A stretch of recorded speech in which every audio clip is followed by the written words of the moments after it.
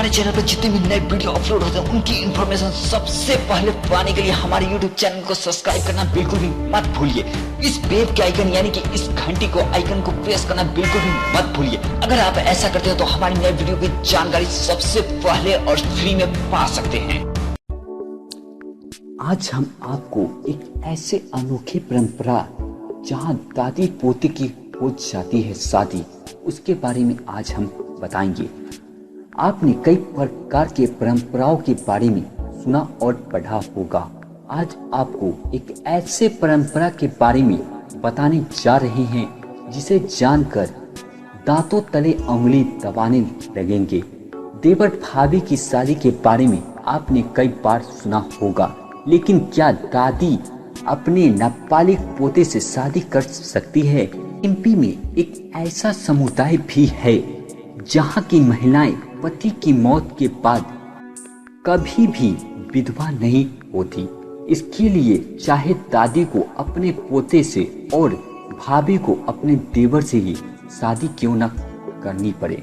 हंगा में रहने वाली गोंड समुदाय की किसी विधवा को ढूंढ पाना लगभग नामुमकिन है। ऐसा इसलिए है क्योंकि यदि इस समुदाय में किसी भी महिला के पति की मौत हो जाती है तो उससे उसकी शादी घर के अगले कुंवारे लड़के से कर दी जाती है। यदि कोई महिला दोबारा शादी करने से इनकार कर दे तो उसे विशेष तौर पर तैयार किए गए चांदी के कड़े दिए जाते हैं, जिसके बाद उसे वापस शादीशुदा का दर्जा मिल जाता है।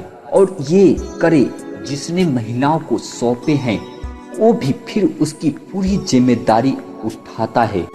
इस समाज के 42 वर्षीय पति राम पारखेंडे की दादा के गुजर जाने के 9 दिन बाद ही नाती पोते परंपरा का पालन करते हुए उनकी शादी उनकी दादी से कर दी गई थी।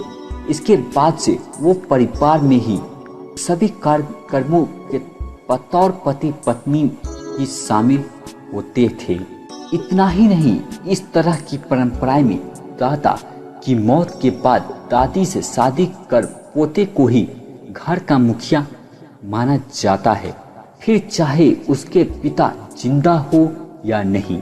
हालांकि परंपरा के अनुसार भले ही नाबालिग को अपने दादी से शादी करनी पड़े, लेकिन उसे नाबालिग होने पर दूसरी शादी की भी छूट रहती है।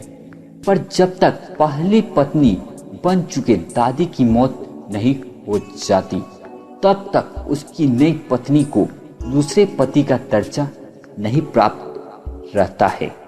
इस तरह की शादी में उम्र में कड़े अंतर के कारण किसी प्रकार का शारीरिक संबंध नहीं होता, लेकिन यदि होता भी है तो उसे भी गोंड समाज में गलत नहीं माना जाता।